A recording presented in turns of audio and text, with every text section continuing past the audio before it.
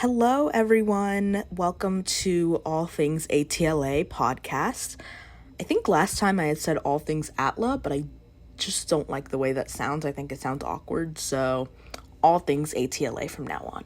I'm your host, Imani, and on today's episode, I'll be talking about the Season 2 episode, A Cave of Two Lovers. So, I recently rewatched this episode of Avatar: The Last Airbender, and I had come across a few things that I had never really noticed before. This episode won't be too long, just because it's only one episode. It's not a huge turning point within the series or anything like that, but it is called Cave of Two Lovers, and I wanted to make this a love-themed podcast episode just because tomorrow is Valentine's Day. Well, I'll be releasing this tomorrow, so I guess today, in quotes, is Valentine's Day. It's Love Day. Wanted to keep with that love theme. So, I know the argument that, Katang is a couple in which Katara babies Aang, essentially.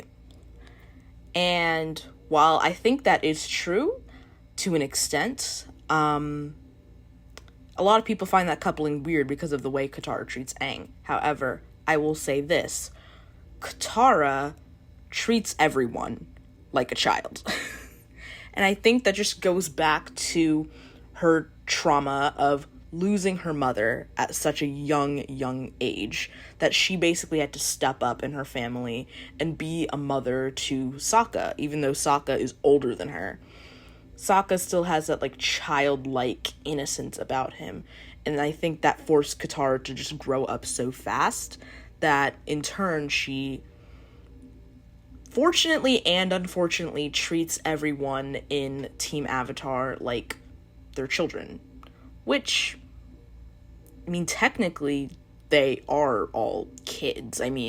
Nobody there is over the age of 16 in Team Avatar, well, until Zuko joins, but that's in season 3. And it's even noted, it's a common theme, especially in the season 3 episode, The Runaway, in which Toph gets really angry at Katara for treating her like a kid, for being too motherly, as they often say that Katara is.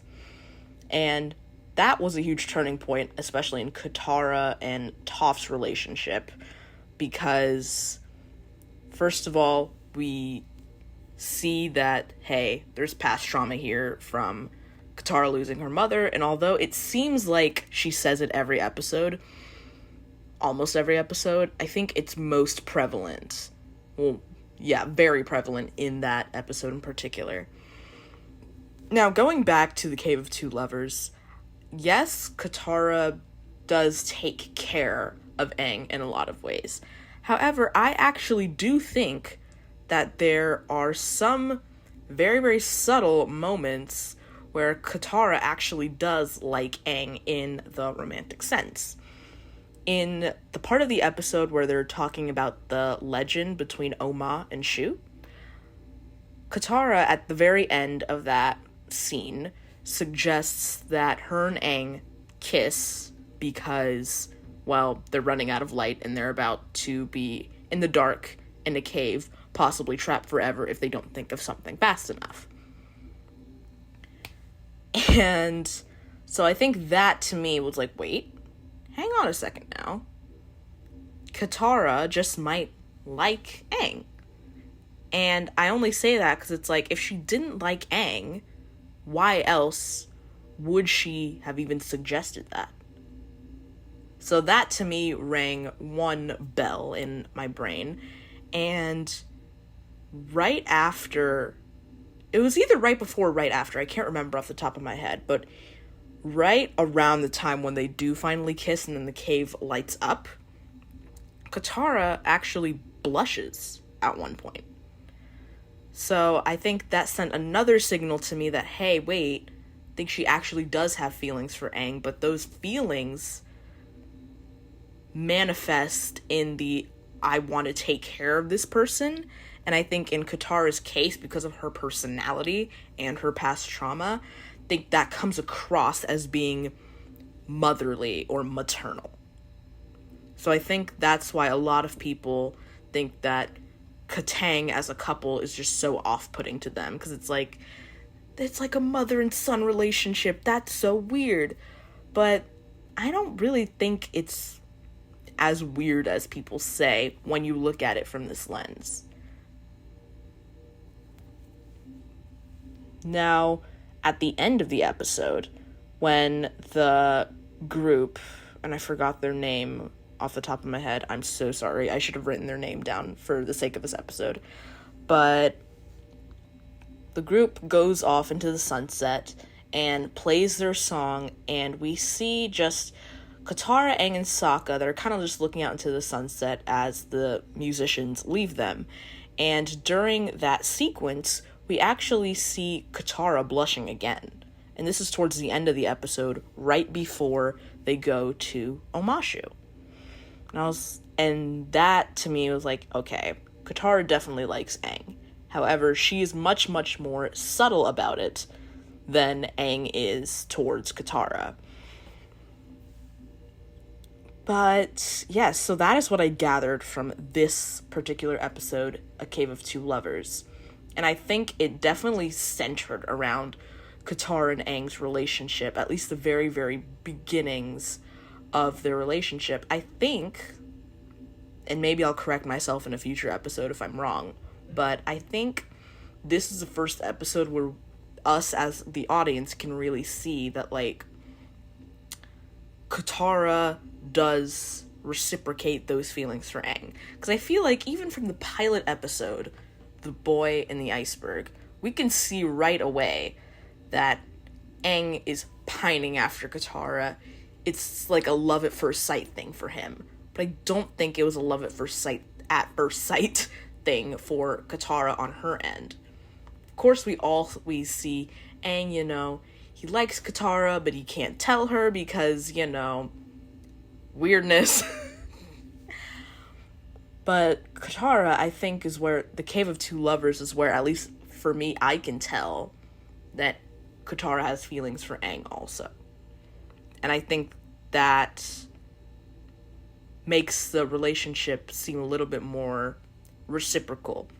Now, after this episode, I really don't get the sense of Katara liking Aang again much until maybe season 3. I'll have to go back and rewatch. But the conclusion that I've come to is that Katara does indeed like Aang. It's just very, very subtle. She's not loud about it. She's not necessarily pining after him. But personally, I think that Katara always knew that Aang liked her. But I mean, Aang was so obvious about it. So I think she always knew, literally from the moment that they met, that Aang liked her. Now, did Katara like Aang when they first met?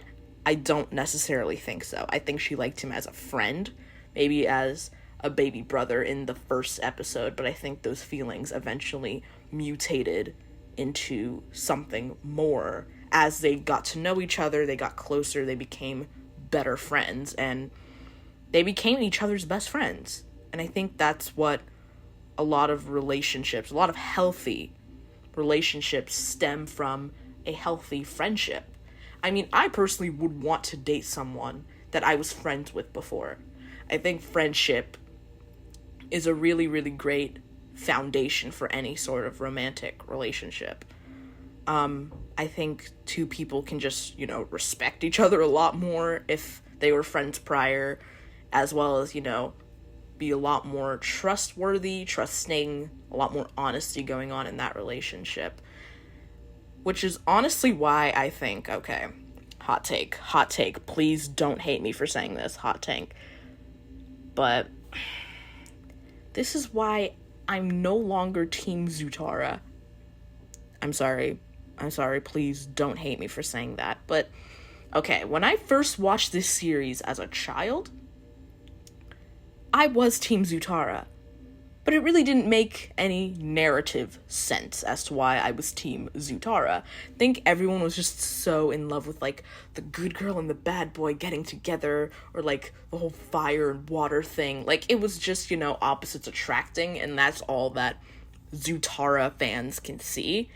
And when I rewatched the show as an adult, when it came out on Netflix a couple years ago, I watched the entire series again. And I was like, I can't be team... Sorry, that was my email going off. In case you didn't hear that. Or if you did hear that, I'm sorry. But Zutara just does not make any logical narrative sense. Because here's the thing. Katara hated Zuko for most of the show.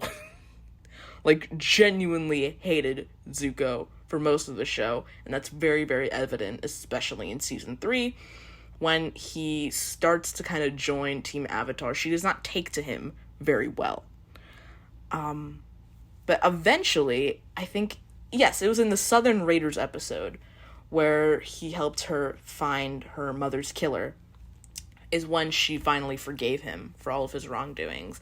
And I think from there on, they were friends, and I think they were only meant to be friends. I don't think they were meant to be any more than that, because Katang, they have, their relationship trope is like the childhood best friends to lovers. Like, that's definitely their trope.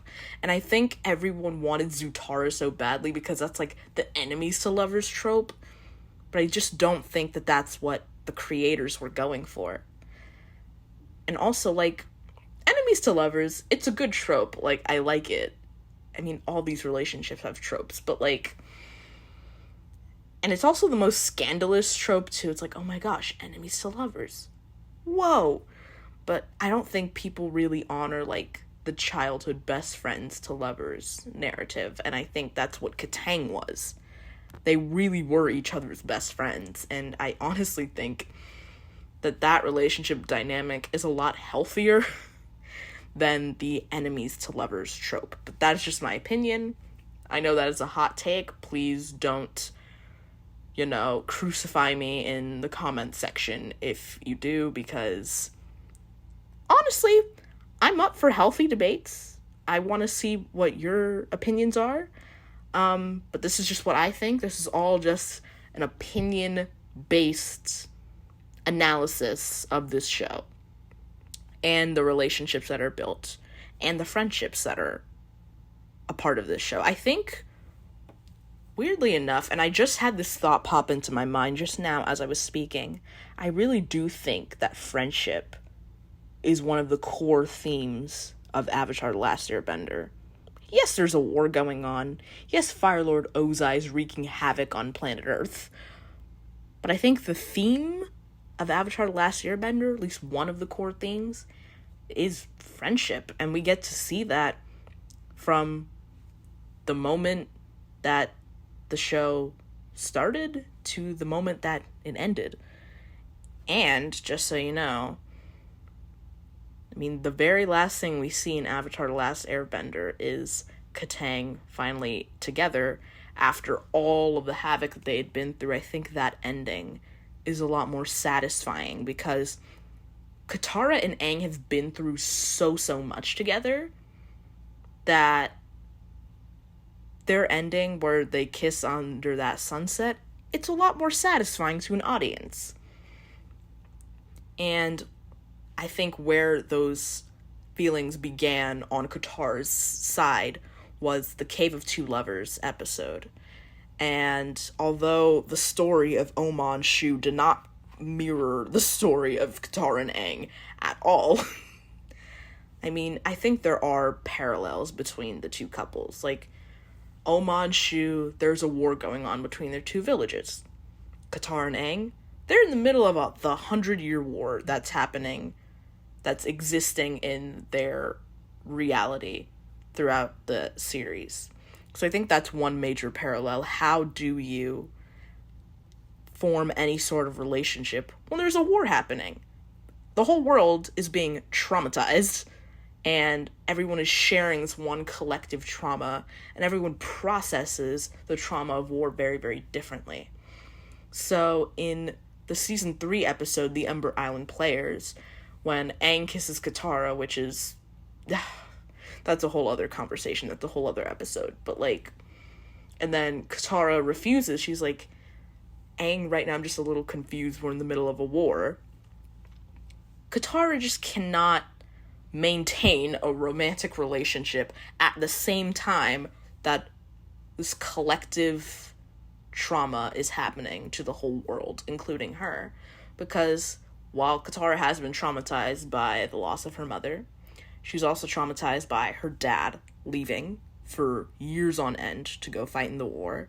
She's traumatized by the fact that she has now been forced to play that motherly role to her brother and to her entire village. She helped deliver babies before she was even 14, fun fact. And I only know this because Katara is 14 in the series. There's an episode called The Serpent's Pass, it's in season 2. And they help a pregnant woman get along the Serpent's Pass.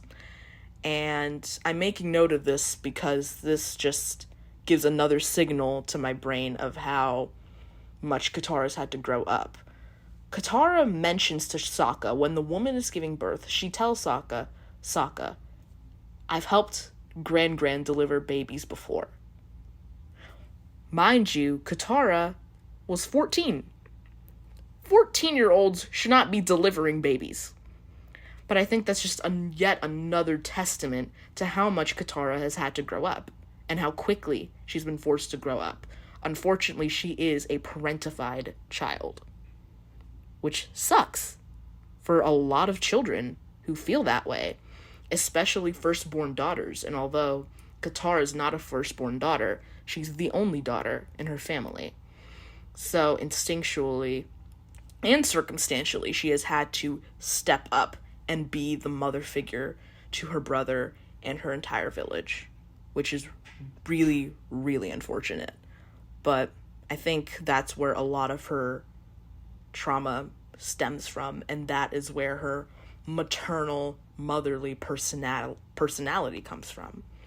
And it bleeds over into Aang as well, which Aang doesn't mind, because Aang is a kid. Yes, he's chronologically 112 years old, but he's still a kid. He was trapped in an iceberg for 100 years.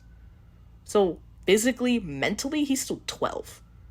And Aang is suffering from the trauma of his entire culture, all of his people, his friends, his family, being killed by the Fire Nation. So now Aang literally has no family, no blood relatives that are living on Earth. So he finds his family in Katara and Sokka when they find him in the iceberg. And I think the moment that Aang sees Katara, it is a love at first sight thing for him, but not for Katara. Katara's like, who is this? And I think, sorry if you heard that toilet flushing in the background, that was my roommate. Sorry if you heard that. But as I was saying, what was I saying? Oh my gosh, I lost my train of thought. I'm so sorry. Oh yes, but for Katara, she was like, who is this boy? Let me take care of you. Because that's what she's been forced to do her entire life. So, during the Cave of Two Lovers episode, I think that let me take care of you notion in her mind shifts a little bit in that episode. And maybe it was building in previous episodes when, you know, they're becoming closer and closer friends. But I think Cave of Two Lovers is when I noticed it for the first time. Like, she suggests a kiss. She blushes a couple of times. Like, I know that Katara has feelings for Aang. And, I mean, Aang definitely has feelings for Katara. That's so obvious throughout this entire show. But what do you guys think? Let me know in the comments below. Be like, I've repeated some of my points, so I will probably end the episode here. Thank you so much for listening. I know the episode today wasn't too long. I'll probably have some longer episodes coming up next, but I really wanted to get this episode out to you guys in a timely manner. I just had a really, really busy weekend, so I didn't have like a large chunk of time to do this. But yeah, thank you so much for listening, if anyone does listen. Still not sure if anyone has listened, but if you have, thank you. And leave your comments below, and I'll see you in the next episode. Bye-bye.